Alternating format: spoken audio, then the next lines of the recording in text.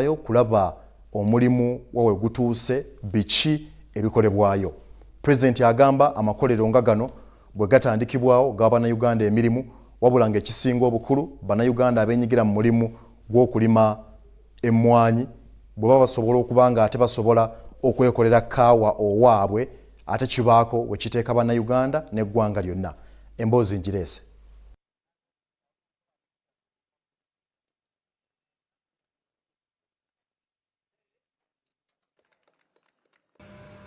President Yoweri Museveni mu wiki ewedde yalambula project ya Inspire Africa Coffee Factory mu Town Council ye Rashameire mu district y'e Ntungamo.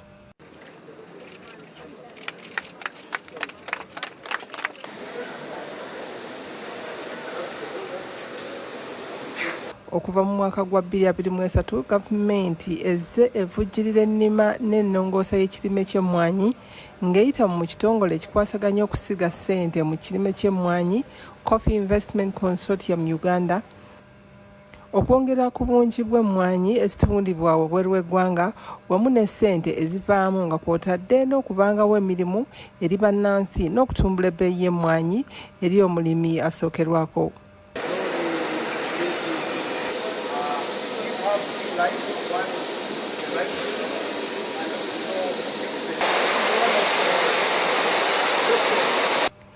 CICU kitongole ekitaba abalimi, abatunzi, abasunsuzi n'abasuubuzi b'emmwanyi n'ekigendererwa eky'okwongera omutindo ku mmwanyi wamu n'okuzifunira akatale k'ebweru nga bali wamu.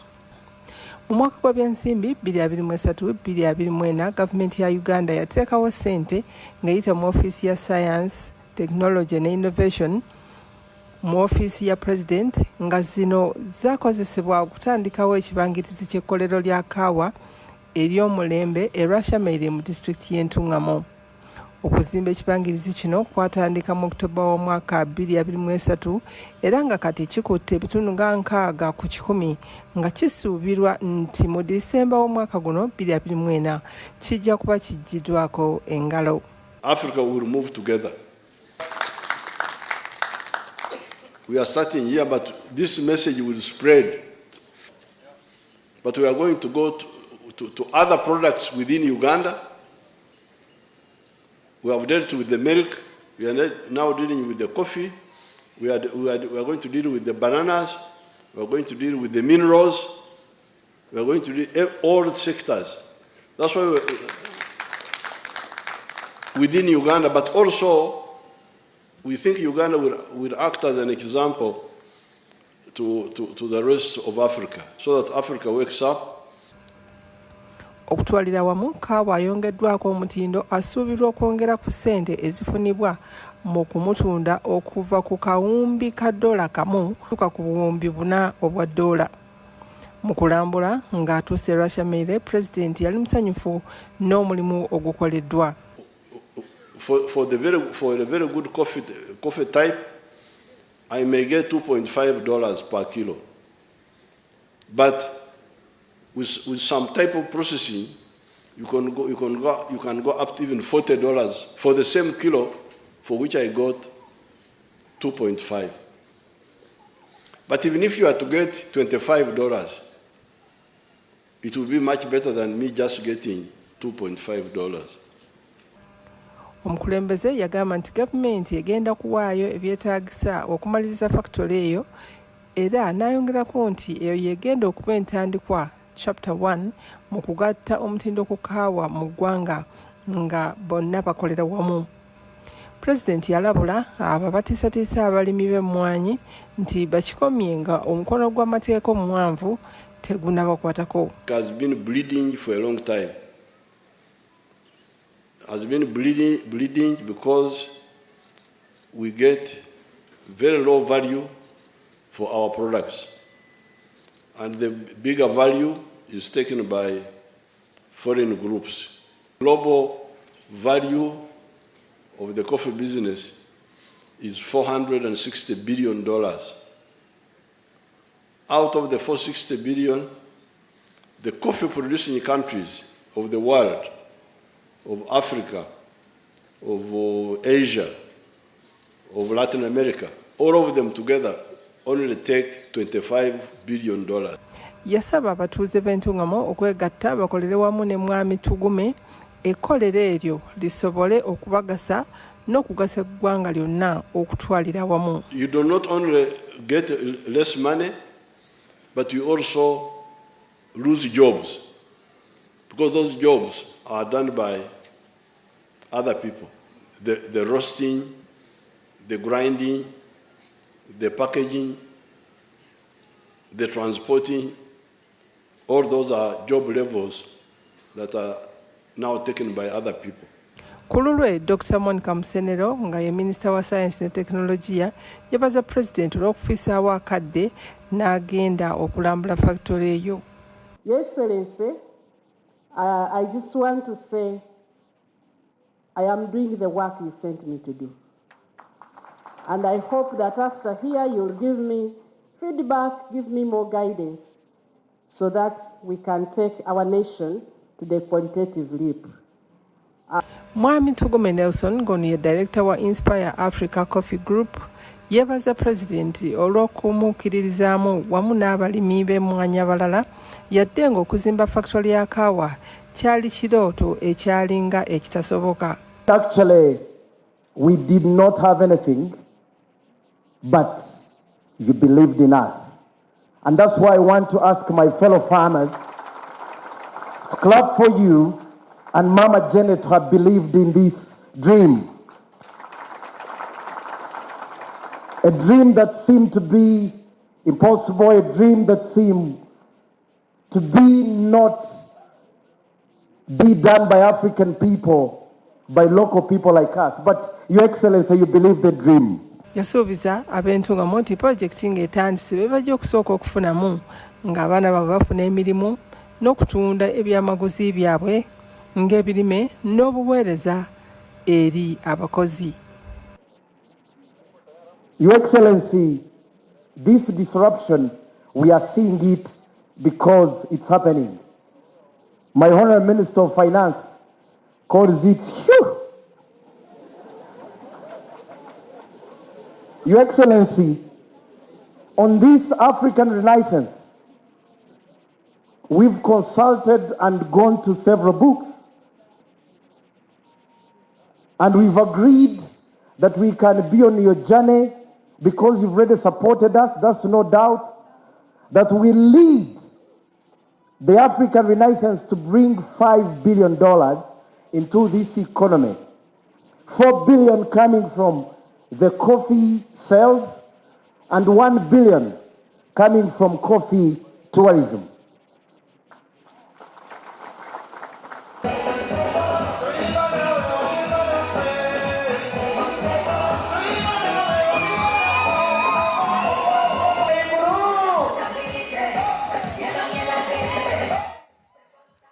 Program Agafa Embuga ekyagera maaso. Kakati sabiti ewedde mu maka g'obwa President Entebbe. President Museveni omulaba wakati awo yalina ekirabo kyali alaga na Uganda era ekirabo ekyo kyaleetebwa Minister avunaanyizibwa ku nsonga za musigansimbi omukyala Evelyn Anite, waliwo n'abakulu abaala nda Minister w'ebyensimbi n'okuteekerateekera eggwanga Jethro Kasaigi n'abakulu abalala.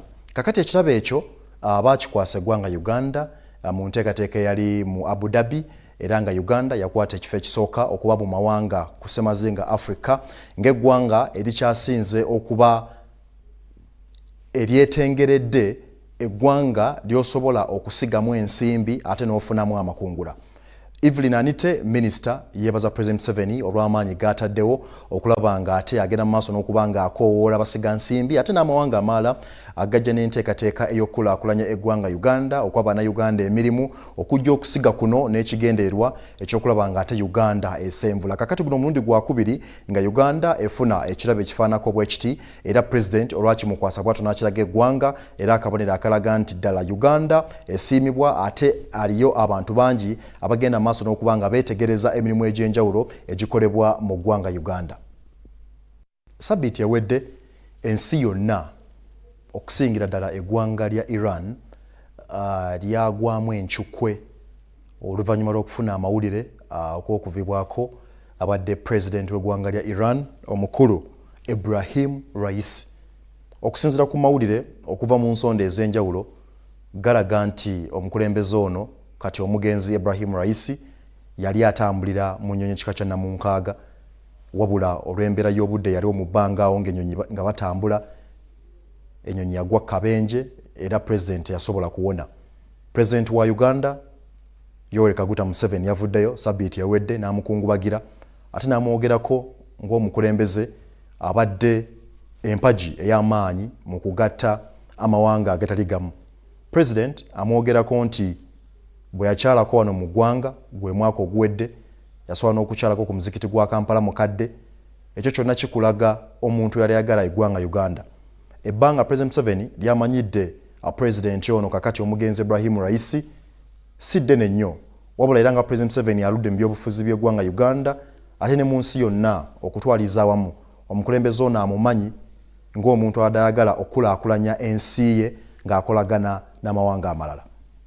Mwewulireko President Museveni ng'ayogera ku bubaka bwe obukungubagira omugenzi Ibrahim Raisi yali President w'eggwanga lya Iran. We have been dealing with Iranian leaders ever since we came into government. Now, when His Excellency visited us recently, I could see that he was a very dedicated person,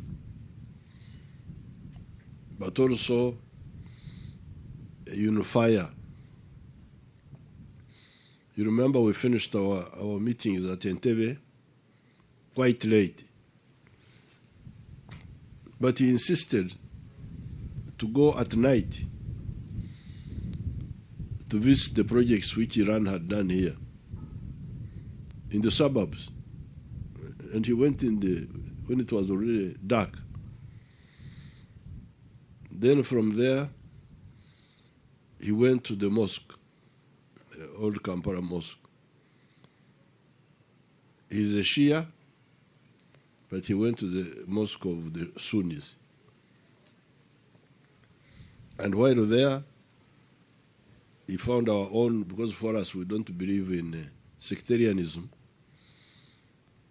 the picture he had with our Archbishop, who was also there because of the interreligious council. So this showed two things. First of all, his personal dedication. But secondly, his belief in the unity of the peoples. And now that's just locally here, what I saw just in a few hours. But I have been following him, traveling very many places, Venezuela, Pakistan, India, Russia, very active person. Now, for the people who follow who don't know much about world events, they don't know the history of Iran, like they don't know the history of many other places. We're now talking of the religious leaders being in leadership of Iran, the Ayatollahs. And then some of these Western countries try to say they are Ayatollahs, they are religious, they are this, they are that. But in 1953, there was an elected leader of Iran, Mossadegh, who was not a cleric, he was not a priest, he was just a reformer, a Democrat, and who was overthrown by the CIA, led by a character called Kermit Roosevelt. What was the problem of Mossadegh? Mossadegh wanted to nationalize the oil of Iran at that time, and that's why he had to be removed. Therefore, those parasites in the world who live by the miseries of other people should know that their time is over. The third world has come up. The anti-colonial movement in Africa, in Asia, in Latin America, working closely with democratic forces in Europe, will insist on a fair world, a new order, a new world order, based on equality and no exploitation of any person by any other person. So therefore, I came here to salute His Excellency Rice's contribution, because I could see. We didn't take long, we talked a bit, but I could see what sort of person he was. Like I said, dedicated and a uniter, because I saw it here. I didn't read about it, I saw it. Eyo nga tuvuddeyo sabbiiti era gye tukubye amabega President Museveni yasinkana basigansimbi okuva mu ggwanga erya Italy era abakulu abo bakulemberwamu ambassador w'eggwanga erya Italy wano mu Uganda omukulu Mauro Masoni. Ensonga gye bayanjulira omukulembeze w'eggwanga mu sabbiiti ewedde yenteekateeka gye balina ey'okulaba nga bagenda mu maaso n'okuzimba oluguudo lw'eggaali y'omukka era ng'oluguudo olwo lujja kuba luva mu district y'e Tororo okuyita e Majanjaawo era President agamba nti kimu ku ebyo ate ebijja okwongera ku nkulaakulana y'eggwanga Uganda. President Museveni yayaniriza ekiteeso kino n'ategeeza nti kaakati olwo bunaaba lukoleddwa oboolyawo ebyamaguzi kaakati okuva mu bukiikakkono bw'eggwanga okugenda mu mawanga agaliraanye awo bajja kubasobola okweyambisa oluguudo luno wadde nga wakyaliwo n'enteekateeka ey'okulaba ng'ate batandika ku luguudo lw'eggaali y'omukka luli olunene olwa Standard Gauge Railway. President agamba nti oluguudo olwo olw'eggaali y'omukka okuva e Tanzania okutuuka no mu Uganda lujja twalako akadde naye nga enteekateeka weeziri okulaba nga oluguudo luno lugenda mu maaso n'okuba nga lukolebwa. Program Agafa Embuga ekyagenda mu maaso. Kakati sabbiiti ewedde President Museveni nga bulijjo aba n'emirimu mingi naye yafissaayo akadde n'akyalirako abalimi abalina we batuuse mu kiseera kino mu bitundu eby'Essembabule ne Gomba. Yagenda mu maaso n'okulambula ku faamu zaabwe. Ajjukira abalimi bano President akubiriza nnyo okulima naye nga ne bw'oba n'ettaka tono litya enkola eno yayiikanya bw'oba ogimanyi bulungi President agyogerako nnyo. Naffe mu programu yaffe Agafa Embuga nsiiba nkikugamba nti ne bw'oba n'ettaka tono litya osobola okubaako ekitono ky'oteekawo. Kakati President bwe yakyalako ku faamu ezo ez'abakulu abo yasiima omulimu ogukolebwayo mu kiseera kino. President Yoweri Museveni ne maama nga bali ekisozi ku faamu balambuza ababaka ba Parliament n'abakungu abalala okuva mu masiga 3 agakola gavumenti faamu y'ente eri ekisozi. Ababaka ba Parliament n'abakungu ba gavumenti era balambula faamu zaabo abalimi abatutumufu mu disitulikiti y'Essembabule ne Gomba. Oluvannyuma President yayogerako eri abantu ku ssomero ekisozi era n'abakuutira okukozesa ekyo ekitono kye balina bejje mu bwavu. I decided to invite these people basalawo okuyita abagenyi to come and share with them bajje bannakisozi mugabaneko n'abagenyi bano our line of thinking, abannakisozi mugabaneko n'abagenyi bano endowooza yammwe, which is the line of the NRM, era ng'endowooza eyo y'endowooza ya NRM. Starting with the 1950s and 60s, okutandikira ddala mu myaka gya 1950 n'okugenda mu 60, we had differences of thinking. walingawo twalina endowooza ez'enjawulo. There were people who always talked of the growth of the elite. Waliwo abantu abaalinga boogera ennyo ku nkulaakulana y'abannasomako. Bannasomako abatono. Ate nga bannasomako abo be batono. But we said, how can you develop a country if you only develop a small group. Kati president nga ne bwebuuza endowooza endala naye ate osobola otya okuba nti essira ery'okulaakulanya oliteeka ku batono ennyo abasomyeko. We say, what is the problem? What do you lose if you involve the masses in whatever you do? Ng'endowooza endala ebuuza nti naye ate singa tuteeka banna bonna omulundi gumu ne tubeera nga bonna abantu bonna tubatwaliramu ku nsonga zino ez'okwekulaakulanya. What will you lose? Why is it so difficult? Kikyo ofiirwa ki singa bonna obatwalidde wamu kizibu ki ekirimu ekyo?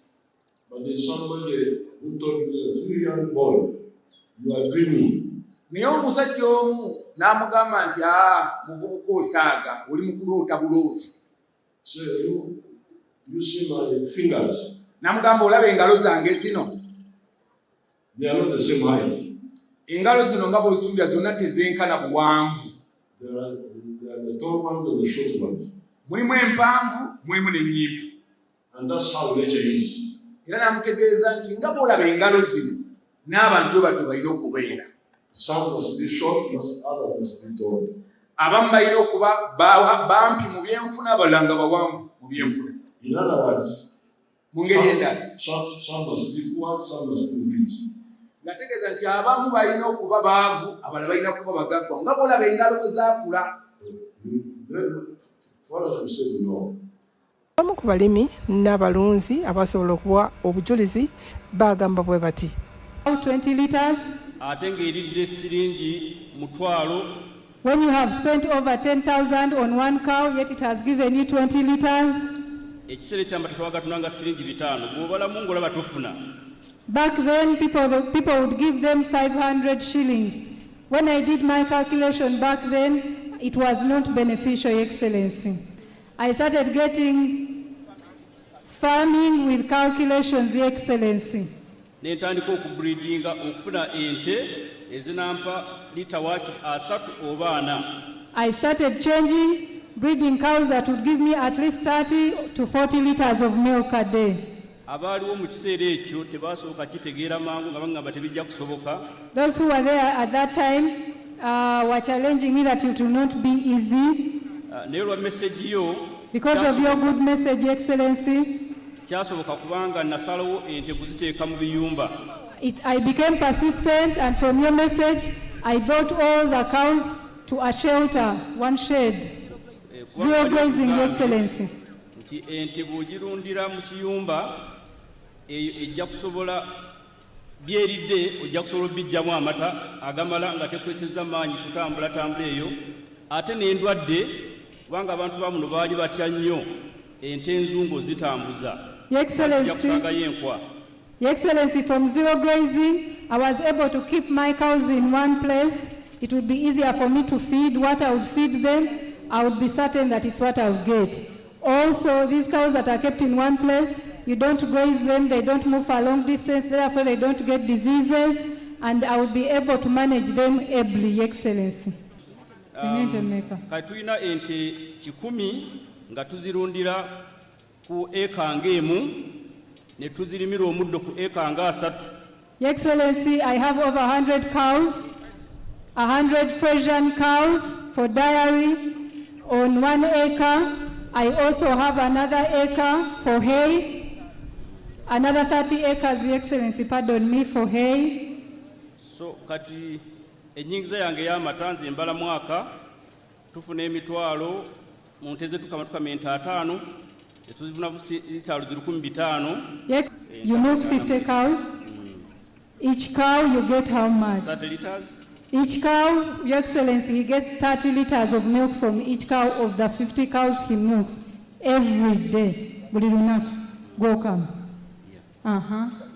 Ze lita 15,000 buli lunaku. Ate emyezi 10 gibeeramu ennaku 3. Every day I milk my 50 cows. From the 50 cows, I get 30 liters from a day from each cow. 30 liters times 50 is 1,500. Therefore, at the end of the year, he does 45,000 liters, each liter at 800 shillings. n'olw'ensonga eyo n'ofuna mmeka omwaka? tusobola okuŋŋaanya miliyoni 360 omwaka. Therefore, Your Excellency, I can collect over 350 million a year. Njagala okwebaza okubanga atambudde ffenna program Agafa Embuga bwetyo bwetambudde ndowooza enteekateeka zonna ozitegedde abalimi president byasisinkana n'enjiri gy'abaddeko ey'okubunyisa obwavu okulaba nga obwavu buva mu bantu kakati gwe Munnayuganda kiri eri ggwe okuggyamu ebyo bitonotono byenkulaze otegeere wa wolina okuba nga ate osimba amakanda. Kkiriza nkusiibule ze Jethro Kasaigi akuume.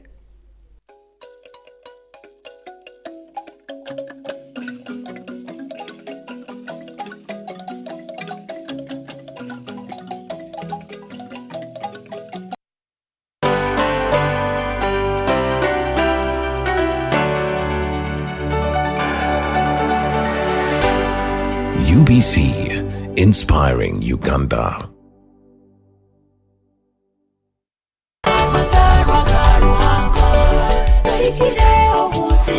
Kanundigo mazima leka tujaguza mazaro kwa mukama ruhango wa busobozi bisaka agemyaka